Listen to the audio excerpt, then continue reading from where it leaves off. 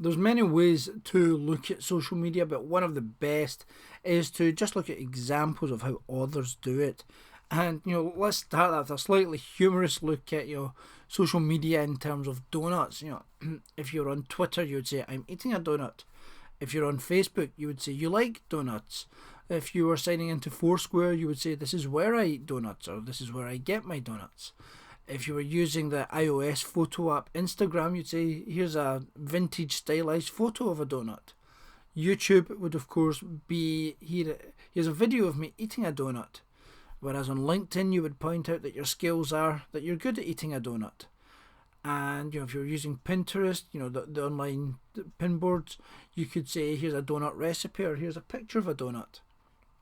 If you're using Last FM, which is like Spotify, it's an online radio station, online music, you could say, "I'm now listening to Donuts," which could be a band or a song. I'm not trendy enough to know either way. And if you were using Google Plus, the joke there is that I'm a Google employee who likes donuts, because very few other people are actively engaging on a regular basis with Google Plus. Now, away from the humour, let's have a look at some companies who use social media and see what they do that works so well. Brewdog's a little Scottish beer making company who are less than 5 years old, and when they founded, they had a slight problem in that they found that no one in Scotland would take their booze. No one would take their crates of beer. So you had these two guys, who'd spent every penny they had and then some on making this new beer that they thought would be fantastic, and it was sitting in a warehouse with them sitting on top of the crates going, what do we do? No one wants to buy this. This could be a problem. So they whipped open a laptop, hit Google and typed in 2 words, "beer bloggers." And from there, they spent a couple hours going, well, this looks to be the most influential beer bloggers. This beer blogger is mentioned by all these other beer bloggers, so he must fairly know his stuff. This woman knows her stuff. Again, she's being referenced a lot. She's in blog rolls and so on. So let's send them all out some beer. So 50 bloggers were sent 12 bottles of beer. And there was an company saying, "Hi, we're Brewdog. We think we're going to try and do things a little bit differently to a very traditional instead market. We hope you like this. Loving kisses, the Brewdog lads." And many of them did. Many didn't, but most of them gave it a write-up and included a link back to the Brewdog site. And all importantly, that Brewdog site also had not only a blog but an online store. And this paid off for them.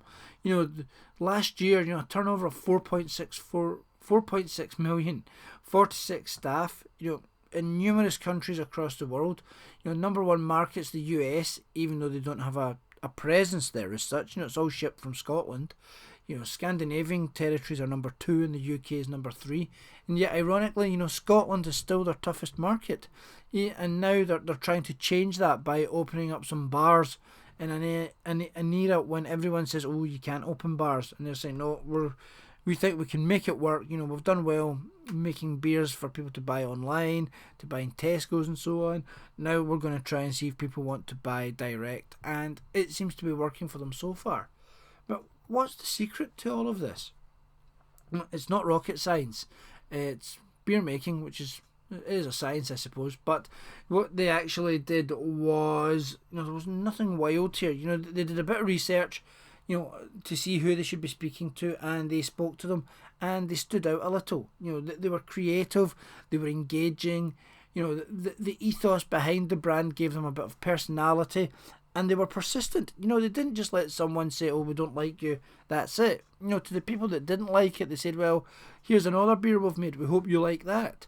And even the ones that didn't could start to appreciate that, beer, like whiskey, like music, like films, not everyone's going to like the same. So they said, "We don't like this one either," but they appreciated that here was a company coming along, giving the bloggers respect, treating them like equals, being engaging, treating them as you would treat mainstream press. And when Brewdog launched, that was quite a rare thing. And the other couple of things that Brewdog did right was they had an online store, which very handy if you want people to come along and buy your products. But even better was that they concentrated on one platform. And when Brewdog launched, they didn't know how much time they could spend on their sort of creative marketing or their PR or their comms. So they thought, right, let's just have a blog. And that way we can talk to other bloggers, they can leave comments with us, we can leave comments in theirs, and we can give them links back to our posts. Let's just make sure we've got a really good kick-ass blog.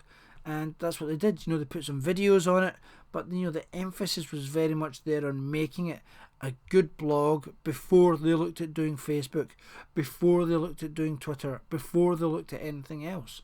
And those fairly simple steps can be used by any company. And they use their blog and their online for customer support, for promotions, just to spread information, just to find sales inquiries. They use it for a lot of things, which you might think, well, that's okay for B2C, but does it equally apply for B2B? And the answer is yes, it does.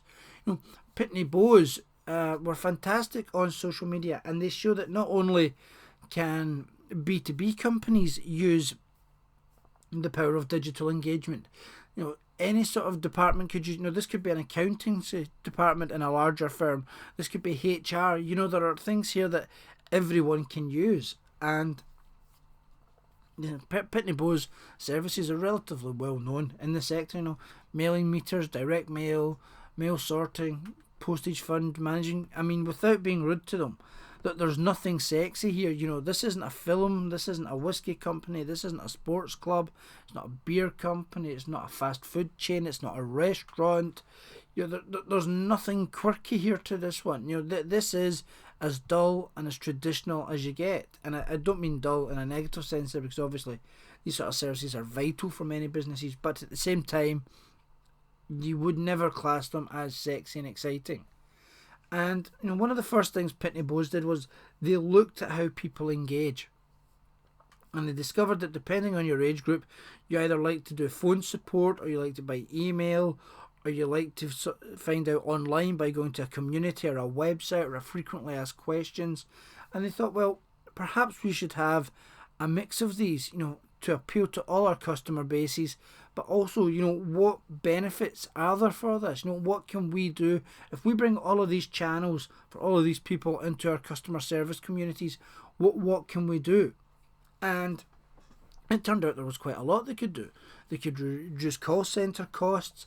They could make their staff more productive. They could reduce email as a channel, by having stuff online that people could go to without having to pick up the phone, or without having to, email questions in. There was a lot there that could be done. And with all of this being linked back to Pitney Bowes, it paid benefits off for their website. Traffic would go up. People would go looking online for it. People would link to it as they went, oh, I found this very informative. This might be of use to you as well. There was an awful lot there. This wasn't just someone sitting with a Facebook update going, oh, what's your favourite stamp? Or someone tweeting about, hey, busy day today, lots of problems in the call centres. There was none of that. There was good, proactive, informative, relevant information. The forums, were there and became very, very popular very, very quickly. It broke down into talking about guidelines for how to act on the forums, about equipment, about software. There's a lot of breakdowns so that people could have a look and go, oh, this is where I need to be, this is where I want to be. They didn't just go, here's a general forum page, help yourselves. It was managed, it was controlled, engagement was kept going. They did really, really well with it, and they cross-referenced it into blogs and Twitter just to make sure that people kept up to date and people perhaps kept having a reason to come back. But they didn't neglect other platforms, the likes of Twitter, YouTube, Facebook, Flickr, and elsewhere. Pitney Bowes went on there and made sure, in essence, that they were wherever there was a strong group of customers. But, what was for them, what was a win out of all of this? And, they set themselves 3 sort of levels of metrics. There was attention metrics, how often were people coming to the website? What was, where were they coming from? How long were they staying? Where was the traffic coming from? Was it Twitter? Was it Facebook? Was it other blogs? Was it Google? How many people were liking it, friending it, following it? And that kind of tied into their engagement metrics, which was their second level. Comments, share of voice, how much user-generated content was coming from their community base. And again, this tied into the sort of level 3 influence metrics, which they tied to business goals. Did people pick up new leads from it? Was there an improvement in customer retention because of the loyalty, because of people reading this stuff online? What was there? And they found that they were getting a lot of benefit from these very simple metrics. I mean, there's nothing there on any of those levels that someone armed with the full data of a website and Google Analytics wouldn't know. So they found that it worked, and it worked very well. 500,000 views, 25,000 saved calls, 250,000 savings. Products were improved, customer service was improved. There's nothing there that no company wouldn't take as a win and say, wow, thank you very much. This is what I wanted. This is what I need or like from a social media program. So thank you very much. But bringing it back to the consumer, White & Mackay is another company that many people have thought, well, it's a whiskey. Is it for everyone? Is it being enjoyed by the sort of 25 to 35-year-old crowd that people normally associate with online? Does it have a place? And a couple of years ago, it wasn't seen as a huge priority. The brand had a website, but what was it on Twitter? No. Was it on Facebook? No. It was just it was doing the same as every other whiskey brand.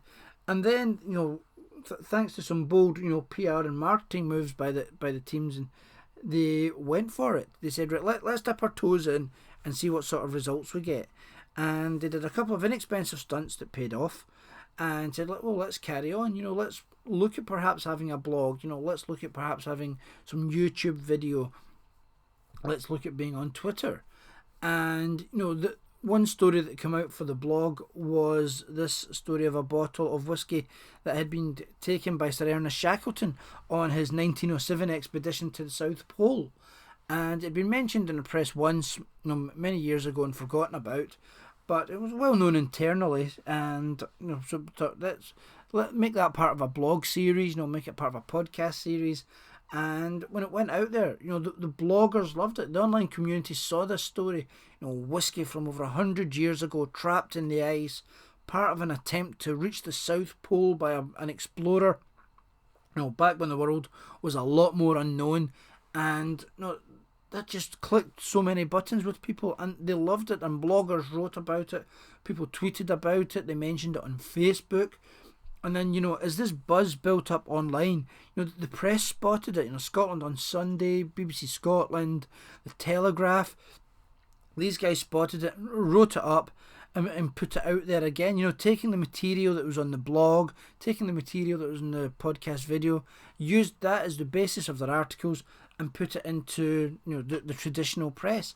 And as the traditional press picked up on it, more people blogged about it, more people wrote about it online, more people in essence saw the story. And there were thousands of tweets about it.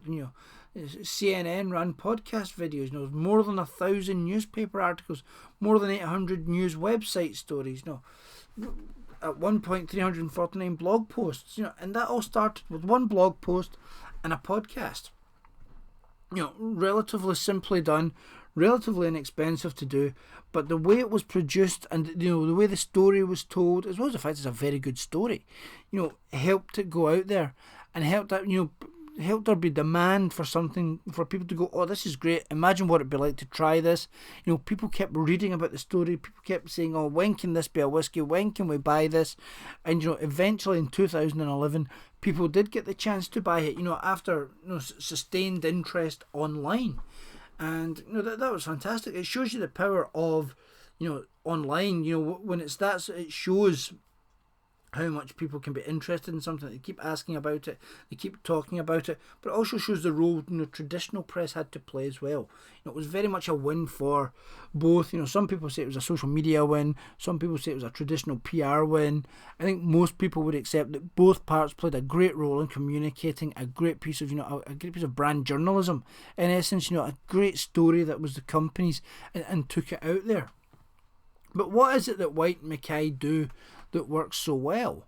Well, they're a very engaging company. They have blogger meets, they put products out there like sat-nav voices, which, as well as being the voice of a Scotsman for your TomTom, also reminds you to not drink and drive and drink responsibly.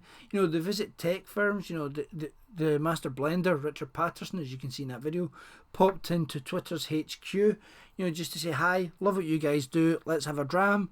Their website was revamped to reflect many of the social media aspects that allow them to engage with their audience, to find new people, as well as to keep current customers happy. And again, there's nothing there that's overly tricky or technical. The rules, they stick to some very simple rules. They're engaging, they're open, they treat the online community like press, they listen, they respond, they react, they find interesting parties, they try to be interesting themselves, they have an editorial mindset, they go, right, what makes a good story, when should we release that, when will it work, and they also carry out some very simple rules, They try not to say no. They work to their audiences hours. It's not a 9 to 5 activity, this. They try and have human faces or human engagement. And as with all things, they rarely say, can we have your money, please? They may point you to an online store or a discount now and then. But it's not a case of every blog post or every tweet being, here's something to buy, give us your money, give us your money. That's just not seen as good practice at all. But how have others used it, or how can others use it? Well, we'll look at a few sort of institutions and organisations here, and starting from the smallest, writers or individuals. That's a picture there of Charlie Stross, who's written some fantastic books about where technology goes and how technology affects us. If anyone's looking for a couple of good books, I'd certainly recommend Rule 34 or The Halting State, both of which touch on how technology can impact culture. And writers like Charlie and Warren Ellis, these are people who have built their community online, and it's paid off for them, because publishers can go, wow, this guy's got someone, he's got a blog, or he's got a Twitter presence with hundreds of thousands of followers. This is fantastic. This is great to see that these people hang on to every word this author says. The odds are they'll buy what this author puts out there too. And it's very simply done. Build a blog, build a forum, build a site to set up a relationship with your audience. Charlie Stross's blog regularly pulls in 150, 200 comments per blog posting. Put your fans in books, or have them write guest blogs. Say to people, hey, we're going to have a blog competition, best 3 replies become people in my next book. It's a bit of fun. There's nothing earth-shattering about it. Certainly it can be used to give away books, either digital copies or hard physical copies. You can tease your audience and your existing fan base with previews of your next book. You can share your knowledge as well. You can share what you've learned in the writing of a book or in the making of a book. And ultimately, as cynical as it sounds, regardless of size, you're a brand. The writer is just a brand like Coca-Cola. They're out there, they're engaging, they're marketing themselves, they're selling themselves, they're pushing a product, but they're not necessarily pushing it in the most overt or traditional fashion. It's by all these means of engagement, all these means of sharing, that ultimately they'll get their sales.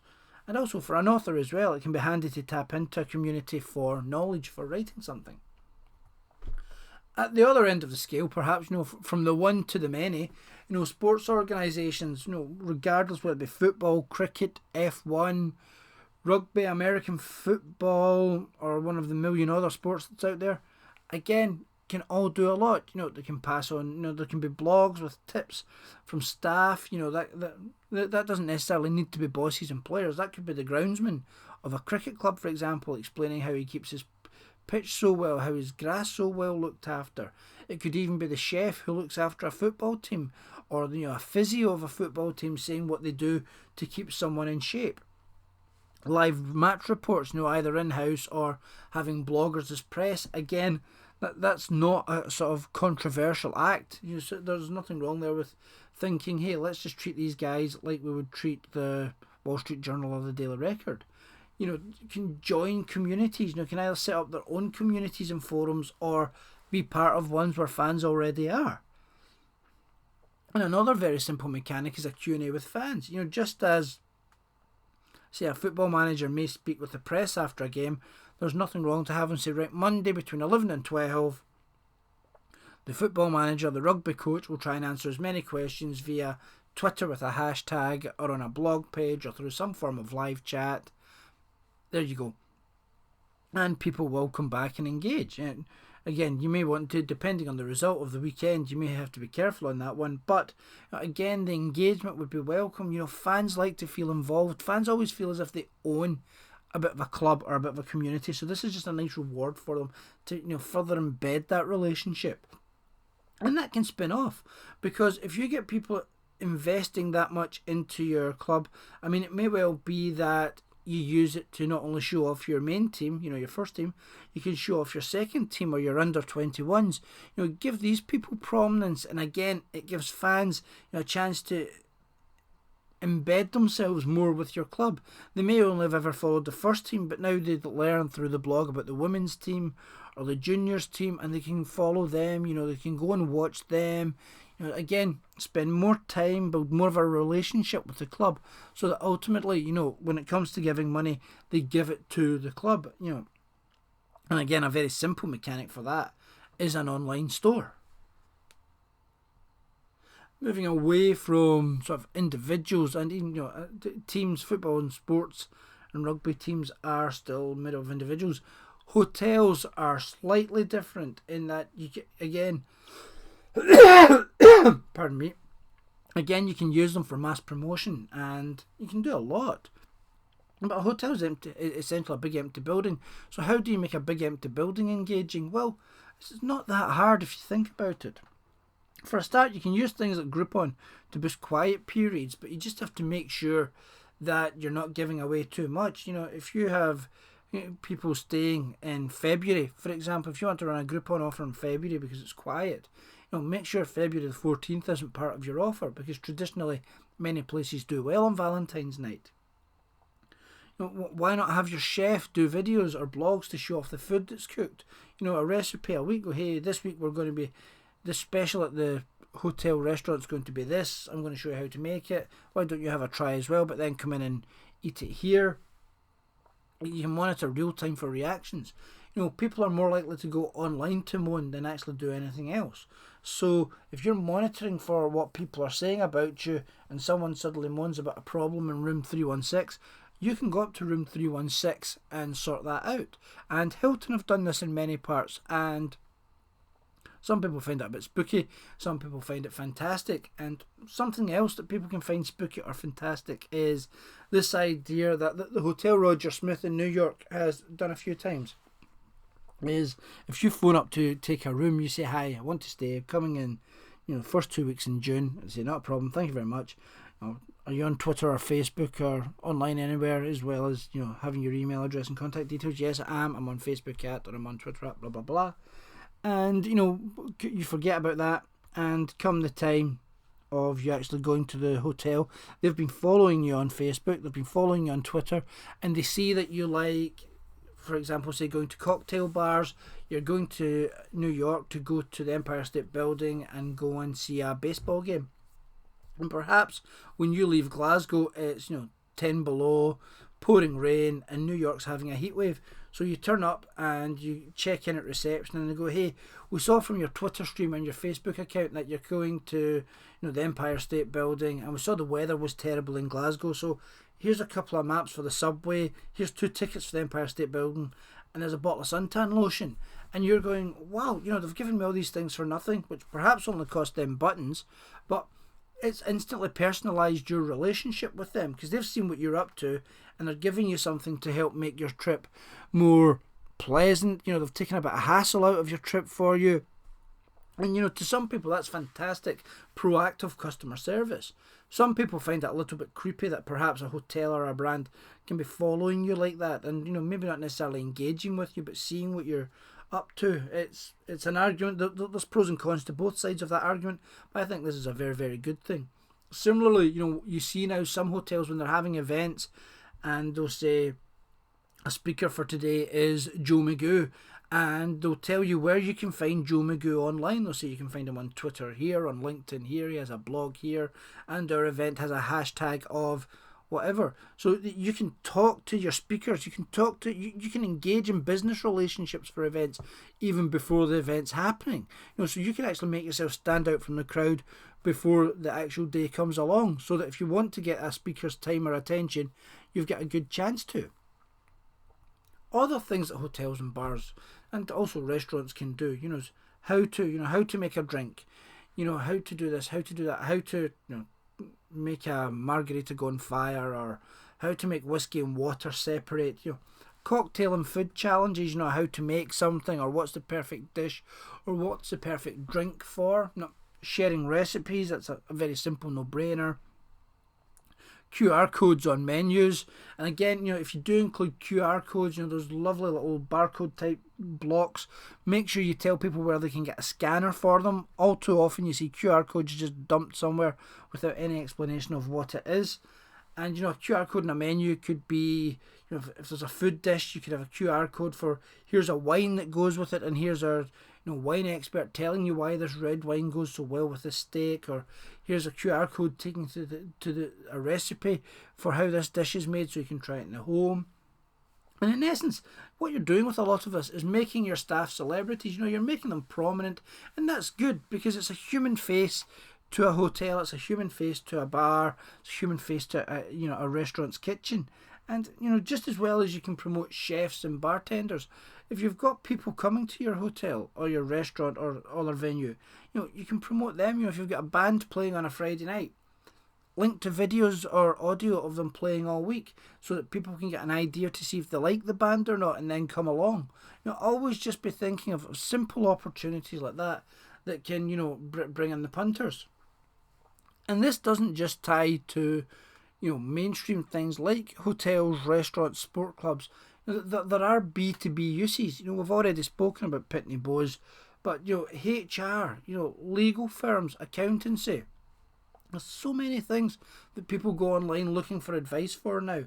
And a savvy firm, whether it be a law firm, accountancy, or something else, could be there, to take advantage of this. And by giving just enough information online to be helpful, that can drive people towards you. It's one thing to tell people, for example, what they need to do for tax codes. It's another thing completely to actually do the tax return for them. So people might go online, read your blog, and go, "Yep, that's good tax advice. I want that guy as my accountant." And off they go and hire you, and that's a win-win. The idea of going freemium, you give a little to get a lot, is very popular in gaming now, and it's reaching out into other parts of business as well, and you can't go wrong with it. Instead of just saying, "I'm an expert, pay me if you want anything else," give a little, show your expertise. In essence, you're selling yourself, but you're selling with what you're good at. You're not just being cheesy or making a duff corporate video. And to give yourself a bit of topicality and a bit of traffic and a bit of fun, tie into popular items and trends. There's absolutely no harm in looking at Hollywood movies and saying, or new songs that are out, or current affairs events, and going, is there an angle here that applies to accountancy? What would the tax write-off have been in building 2 Death Stars in Star Wars? What would the insurance implications have been of the end of Gone with the Wind? All of these sort of things. There's angles upon angles that can be played on for fun. But just remember, always make sure you're doing it for a reason. You're showing off your expertise and your knowledge. And charities, again, can do so much. They can give people a chance to decide where money goes. You could say, "Hey, we've raised £1 million. Unfortunately, we've got requests in for £3 million worth of kit. Help vote for where you think the money should go." You can also pass on general advice around topics, whether it be fundraising, or in the case of something like York Hill Sick Kids, say, "Hey, it's coming up for winter. Here's how to avoid bugs." Again, that's just passing on some useful information and help. And again, involve as many people as possible. Have lots of pictures. Post the pictures on Facebook and say, "Hey, tag anyone that is in this." Because again, people will go online to look at pictures of themselves or pictures of people that they know. And as we've already mentioned, talk about the benefits, other tax benefits, other legal benefits, of giving to charities. Again, have a blog or have your social media activity showing all of these things to many people. And another events like hotels, especially as we said earlier, so much they can do. Events are a great way for social media to show what it's best at. And have a hashtag. Tea in the park is one, so hashtag TITP. And have bloggers involved from the start. Don't just rely on your traditional media.